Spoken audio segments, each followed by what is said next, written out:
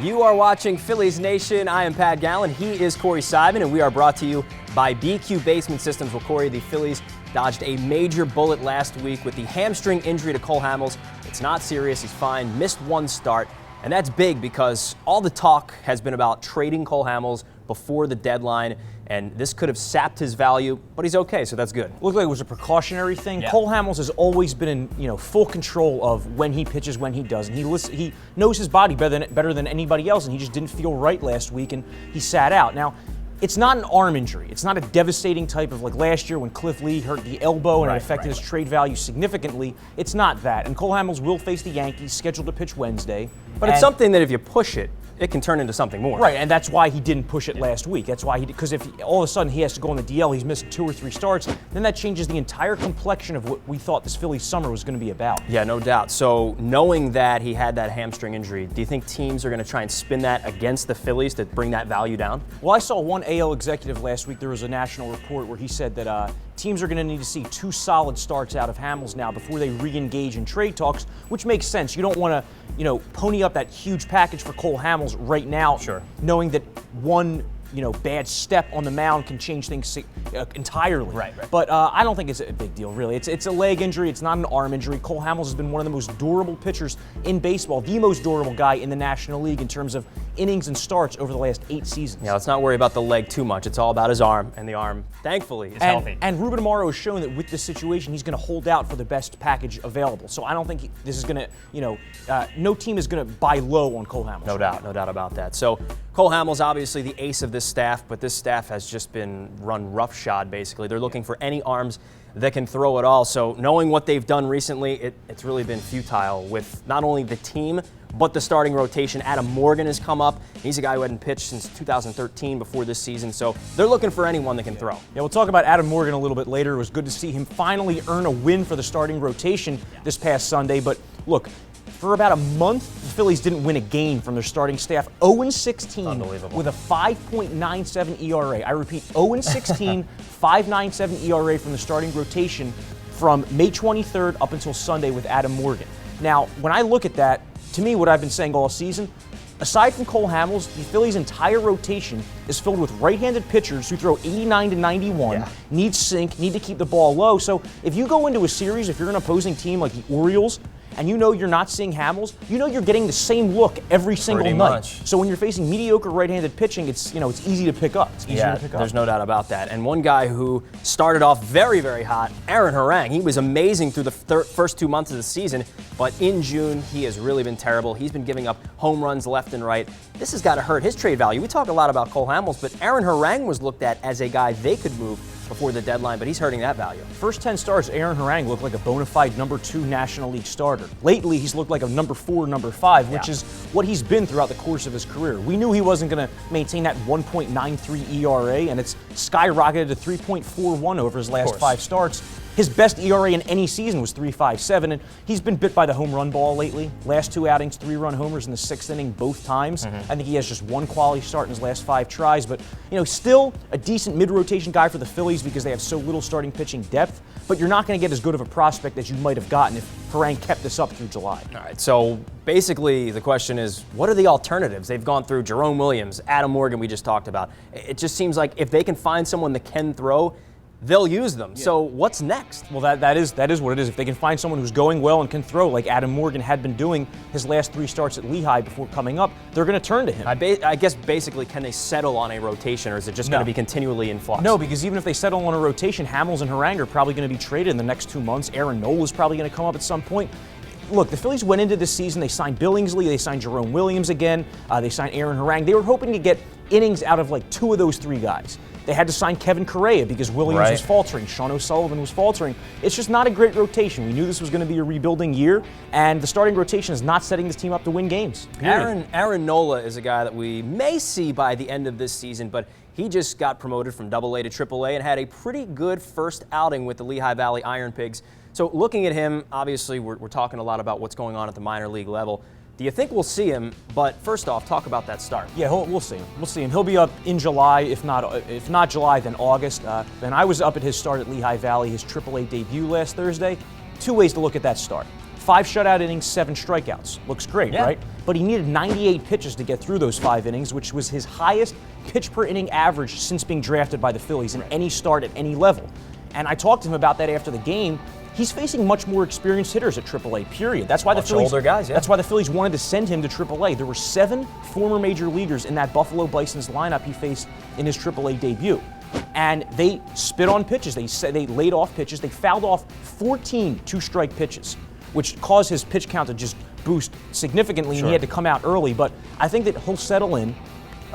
His manager, Dave Brundage, wants to see his pace with runners on base get a little bit better. That's what I was going to ask you. Is Yeah. there something that you saw or that they see that he needs to work on? Because it was so good at Double-A. It's like, oh, Well, that was a great line from Dave Brundage. Yeah. He said, well, at least the guy has a flaw. At least there's something we can work on. That with base runners on, he was focusing a little too much, trying to control the run game a little bit too much. And Dave Brundage wants to see Aaron Nola's pace pick up a little bit. All right, so everyone's happy that you said we will see him at some point this year, because He'll what be else here. has there been to look forward to with this Phillies rotation? When we come back, we'll talk with Rachel. She'll join us. We'll go down on the farm. A whole lot more. Don't go anywhere. It's Phillies Nation, brought to you by BQ Basement Systems.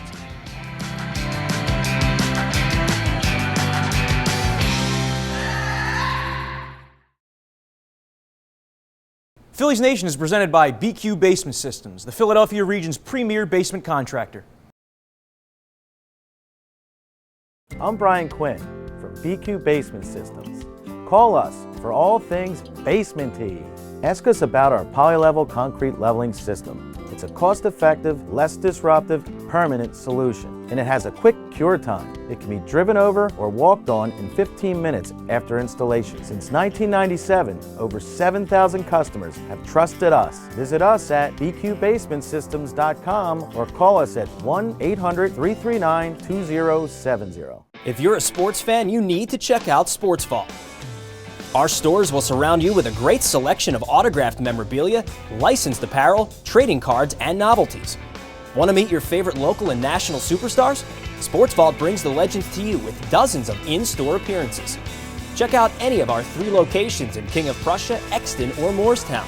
Or visit sportsvaultshop.com and use the code PhilliesNation to save 20% on your next order of autographed merchandise.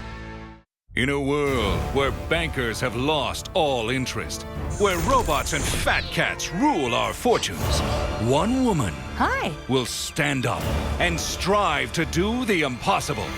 Be treated like a person. Friends and neighbors will join her quest. Ordinary people will band together against the forces of corporate greed.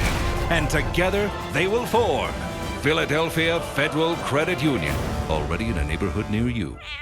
Philly has a long sports history filled with great players and moments. Shibe Vintage Sports in Center City relives the glory years with fashionable attire for all your favorite teams.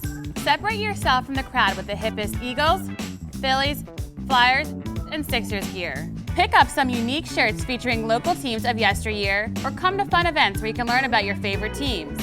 So if you're a sports fan, then you need to check out Shibe Vintage Sports. Visit them at 13th and Walnut or shibesports.com. Phillies Nation is filmed each week at Fieldhouse Sports and Beer Hall in Center City, Philadelphia. Come by all season long for delicious food, daily craft beer specials, and live music every Saturday.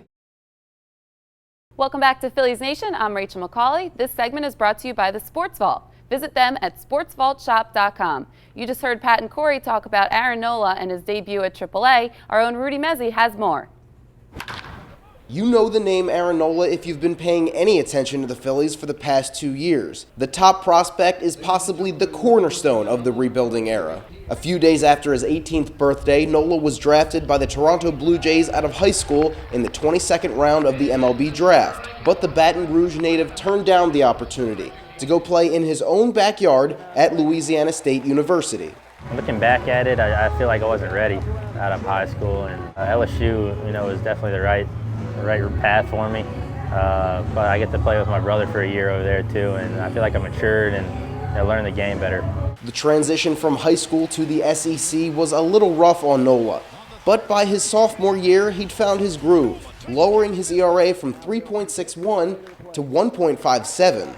My freshman year was kind of getting my feet wet, and I was still learning, and I felt my sophomore year I felt more comfortable on the mound and around the team, and had a good relationship with the coaching staff and the guys. So I mean, it was easier just to go out there and pitch my own game. In his junior season, the sports administration major boasted an 11-1 record and led the SEC with a 1.47 ERA, 134 strikeouts, and a 172 opponent batting average. So when the 7th pick of the 2014 draft came around, the Phillies had an easy choice. It was cool, and it was something I always remember from watching the draft, and getting drafted by the Phillies. It's a great organization and a lot of history and uniqueness behind the organization. A lot of great players have come through here and moved forward.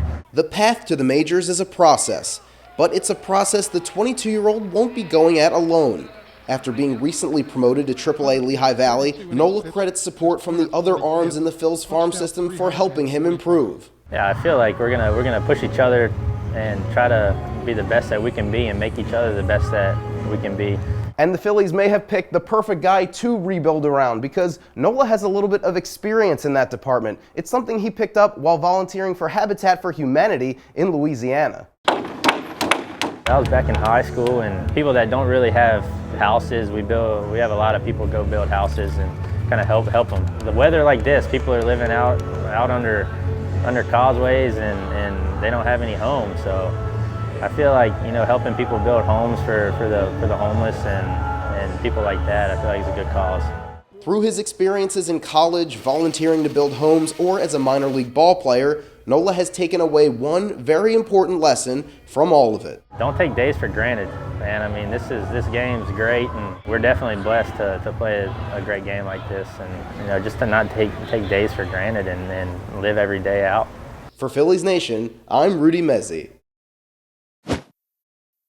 Thanks, Rudy. Let's break it down by the numbers, presented by Shive Vintage Sports. Pat, your first number is 500. It is 500, and your Philadelphia Phillies are on pace for 500 runs right on the dot this year, and that's not really that many runs. The struggle is real on offense, and the last time a team had 500 runs or fewer in a season, 1971, it was the San Diego Padres. They actually did it in 161 games. They scored 486 runs. But we're in a different time now, and I know that it's not the steroid era, but the Phillies are still struggling mightily to score runs. 500, not a large number. Actually, in their prime when the Phillies were winning, 892 runs in 2007 was their high water mark. They're a long way off from that. Well, I mean, if you go from 2007 till now, it seems like every year, every important offensive number decreases for the Phillies: on base percentage, slugging, runs scored, and this has been a problem from opening day pretty much. Yeah, it has. All right, Corey, 122.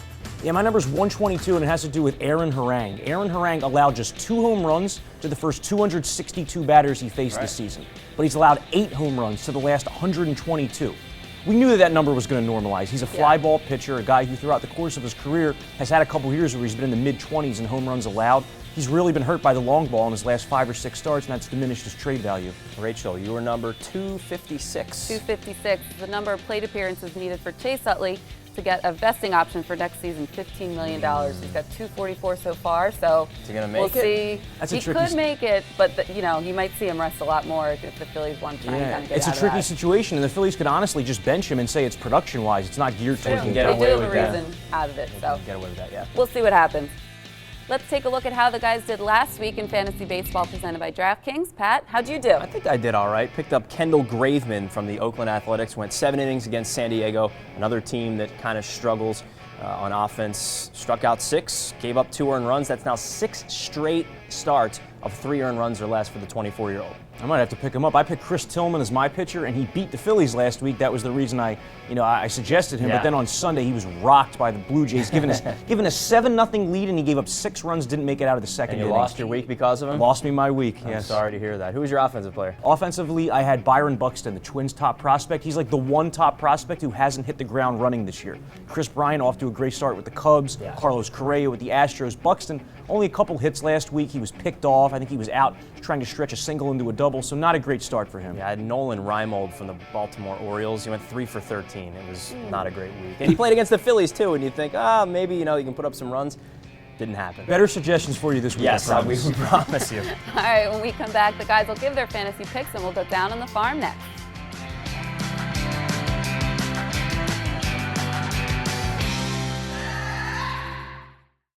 Phillies Nation is sponsored by Shibe Vintage Sports. Check out their new Stadium Series line of shirts at 13th and Walnut in Center City or shibesports.com. Live sports. Craft beer. Great food. Good times. What more do you need? Every day is a party at Fieldhouse Sports and Beer Hall, the largest sports bar in Center City. Come to 11th and Filbert to see what you've been missing. The biggest problem with your phone is not a low battery or no signal. It's about what it does to your posture. Hi, I'm Dr. Lenny Roberts from Summit Spine and Wellness. For well over a decade, we've been helping the greater Philadelphia region reach their health goals. This is the most common posture problem that I see, but you have no idea about the long-term neck and back issues you can suffer from if you don't correct your text neck. You don't have to live like this. We can correct your posture. Your initial consultation is free. Call Summit Spine and Wellness now at 215-487-2500. Spring is in the air. Unfortunately, for many of our Delaware Valley customers, spring means wet basements and crawl spaces. If this is something you struggle with, call BQ Basement Systems. We're the experts in identifying where the water is coming in from, how to get it out, and how to keep it out for good. Give BQ a call, and one of our certified inspectors will come out to give you a free evaluation and estimate. Visit us at bqbasementsystems.com or call us at 1-800-339-2070. Philly has a long sports history filled with great players and moments. Shibe Vintage Sports in Center City relives the glory years with fashionable attire for all your favorite teams. Separate yourself from the crowd with the hippest Eagles, Phillies, Flyers, and Sixers gear. Pick up some unique shirts featuring local teams of yesteryear, or come to fun events where you can learn about your favorite teams. So if you're a sports fan, then you need to check out Shibe Vintage Sports. Visit them at 13th and Walnut or shibesports.com. Welcome back to Phillies Nation. I'm Rachel McCauley. Guys, let's go down on the farm. Philippe Almond has had an interesting year. He had one start and then he gets DFA'd. He was asked if he could figure it out. He said maybe. Sometimes it's there, sometimes it's not. What did you guys see out of him in his one start? I don't know about that. Well, I thought it was the quote of the year. He said that there are some days he goes out and dominates the world, and his quote was the next day he'll go out and a little leaguer would absolutely beat his ass. That's what he said. And really, that's what we've seen from Phillippe Almond in his career. He doesn't have control. He tries to overcompensate by throwing it right down the middle, and that's when he gets hurt by the home run ball. And the Cardinals just tore him apart. 7 walks last week. I wouldn't be surprised if he's gone. I mean, the Phillies have 10 days to decide what to do with him. He can become a free agent. He doesn't think he needs a change of scenery. He doesn't think that's really going to play a role into it. Yeah, he said he thought that was overrated. I mean, if you're going to throw balls, you're going to throw balls anywhere. That's my opinion on it. He's walked 34 batters in 43 innings at the big league level. Even down on the farm, his walk total was really high this season despite a pretty low ERA in his 10 starts at Lehigh Valley. But I think he does need to go somewhere and start fresh. It's a shame it didn't work out here. And looking bigger picture, it hasn't worked out basically at any level that he's been on it. I mean, he's been able to sort of progress because he's got a good arm, he's got a power arm, he can throw 95, 96 miles an hour, but the walks have always been there and they aren't going anywhere, like you said. So change of scenery, maybe it's not going to work out here. I don't know. It just seems to be like a mental block. He's got, like he said, he knows that he can dominate, yet as soon as he steps on that rubber, it just all is washed away. It's all in his head. Like when I was watching the Cardinals start last week, his arm slot, it just looks so hittable. I guarantee you the left-handed hitters especially are looking at him pitch and feasting and waiting to go up there and he has never been able to put it together. He got here with great expectations because he was the centerpiece of the 2009 Cliff Lee trade, and things just never worked out. And that trade has been a complete zero. Complete zero. Nothing. All right, recently one of the Phillies' top prospects, Roman Quinn, suffered a leg injury. What do you guys think? It's a huge blow. Yeah, it's a little bit more serious than they originally thought. Now he's going to be out till sometime in August. I think that they had thought maybe he'd be back in a few weeks.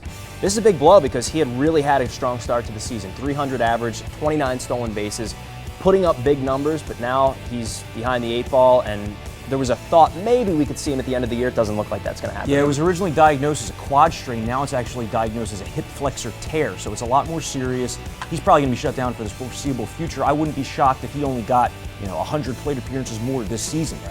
Anybody who's played a sport knows how painful a hip flexor strain can be, so a tear must be very painful for a guy whose biggest tool is speed. So. Yeah. Shame to see with Roman Quinn. Yeah, it is, especially off to the hot start that he was. All right, Adam Morgan was a name we hadn't heard in a while, but he comes up and gets the Phillies' first win by a starting pitcher since May 23rd. What did you guys see? Do you think he can last up here? I think so. Well, they need arms that can throw the ball at home plate, true. so yeah, it definitely can stick. But it's a nice story because he hadn't pitched since 2013. Great story. They need the depth. Adam Morgan, I think, can give them that. Yeah, Ryan Sandberg said that Morgan has earned himself another start, and it was just nice to see a young pitcher finally seize an opportunity with this team. David Buchanan didn't do that out of spring training. Severino Gonzalez didn't do it in his few starts, and we saw Amont fail last week. So finally, a win by a Phillies starting pitcher, the first in nearly a month. 22-year-old Rhys Hoskins has been a revelation so far for Lakewood. Our own Jay Floyd caught up with him. Lakewood first baseman Rhys Hoskins has proven to be a noteworthy hitter on the rise in the Phil's system. Near the top of the Class A Sally League in several offensive categories, including being tops in OPS, the 22-year-old has impressed even his coaches. I think Rhys has been, he's been the best first baseman I've seen in the league. One, for a big guy, he got good pitch selection. He don't really swing too many bad pitches. He had tough luck last year where maybe his numbers they're not eye-popping where they come out, but for me, he was kind of the same hitter last year as this year.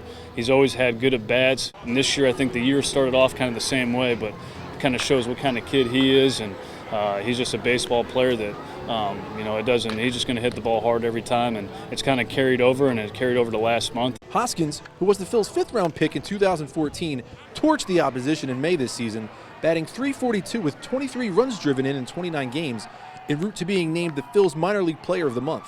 I know why I'm here. I'm here to drive in runs, hit in the middle of the lineup, and that's what I'm trying to do. Obviously, it's pretty cool to know that some of the right people are noticing some of the production, but it is what it is. It's just a little award. I just try to keep playing and try not to think about that kind of stuff. The difference maker for Hoskins at the plate has been a mechanical tweak that he used to better his timing in the batter's box. Kind of changed a little bit in the instructional league. They gave me a little leg kick, and it clicked. It's just a rhythm thing. Last year I was getting too standstill, and I ended up being late a lot. So the leg kick was just kind of a trigger on when to start my rhythm, and it's helped me a lot with my timing. Just a year out of the MLB draft, the righty batter out of Sacramento State University has adjusted to the pros well, despite being far from home with the Blue Claws. The biggest thing was just playing every single day, and having to travel at night and then play the next day and get off the bus, and you got to be ready to play. I was a West Coast kid growing up, and being on the East Coast, traveling up and down the coast is a little different. And you really learn how to be on your own. In college, I was close to home. I went home at least once a week, got to see family, got a home-cooked meal. But that doesn't happen out here, and that's just part of the job. A player that Hoskins likes to model himself after is Arizona Diamondbacks all-star first baseman Paul Goldschmidt. But it's not just Goldschmidt's bat that Hoskins hopes to emulate. He really prides himself on his defense, too. I think he's won a couple Gold Gloves, so I'd like to look up to him. Although he's got a long way to go before he could be held in the same regard as a multi-time all-star, Hoskins is becoming a prospect worthy of attention in an organization that will need a power-hitting first baseman in the coming years. For Phillies Nation at First Energy Park in Lakewood, I'm Jay Floyd.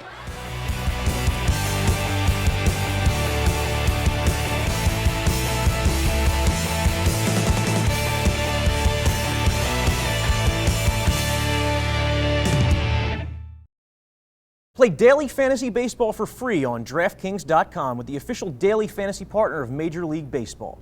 Enter promo code PHILS for free entry. Behold, we are in the presence of champions. Fantasy sports legends who have earned hundreds of thousands of dollars playing online. Meet Arlie Gonzalez. Average guy, superior sports knowledge. Picked a team in minutes and won enough to throw the party of a lifetime. In outer space. Former accountant Derek Bradley. DraftKings One Day Fantasy Baseball took him from a guy with holes in his underpants to a guy with bikini models in them. How do we turn our love of fantasy sports into reality cash? DraftKings.com. They have one-day games, so you're not locked in. It's like a new season every time you play. And best of all, you could win a shipload of money. Start playing today for your share of $1 billion. Use promo code PITCH and get free entry in our 100K baseball contest on opening day. More sports, more winners, more millionaires. Get to DraftKings.com now. In a world where bankers have lost all interest, where robots and fat cats rule our fortunes, one woman will stand up and strive to do the impossible. Be treated like a person. Friends and neighbors will join her quest. Ordinary people will band together against the forces of corporate greed.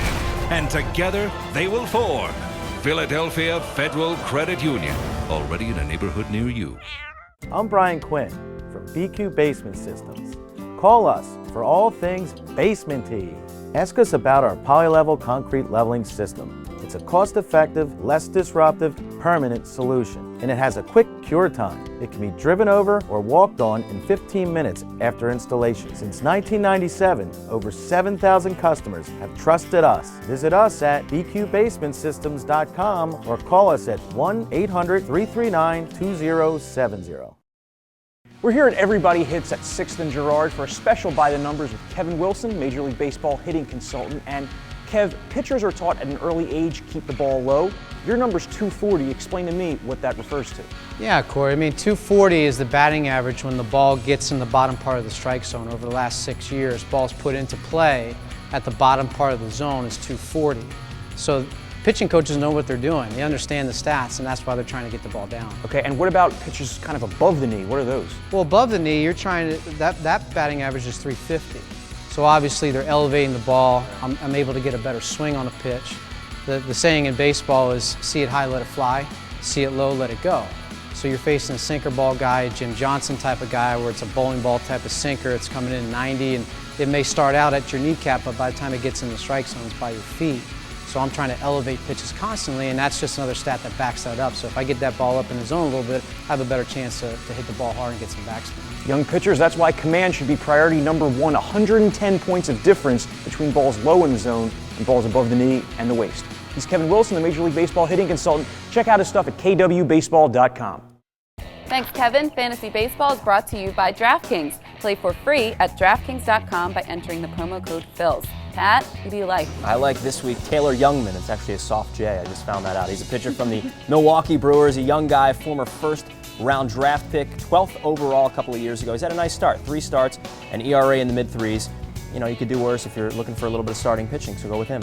And I have Ian Kennedy of the Padres, who's really put it together in his last 3 starts, an ERA of 2.5, a 1 whip. He allowed so many home runs in the early part of the season, but he seems to be on a roll right now. He faces the Giants in spacious San Francisco on Wednesday. Give me Alex Rodriguez as my hitter. He's playing against the Phillies this week. The Yankees have 7 games. I love it. Alex Rodriguez, what a season he's having. 14 home runs so far this year, a high on base percentage, 39 years old. And he just hit his 3,000th. Yeah, who thought Alex Rodriguez would be a positive story? But I mean, he's proven that he probably didn't need I did steroids draft all him these in my years. one league, but I digress. I have a young guy, Randall Grichuk, on the Cardinals, tore apart the Phillies last weekend. He's a guy that St. Louis fans have been excited about for years, and he is finally getting everyday playing time with Matt Holliday on the shelf. I would pick him. He's leading off a little bit and batting in the middle of the order, so go grab him immediately. And we promise our picks this week will be better than they were last week. For Rachel, for Corey, I'm Pat, and for everyone here on Phillies Nation, we'll talk to you next time.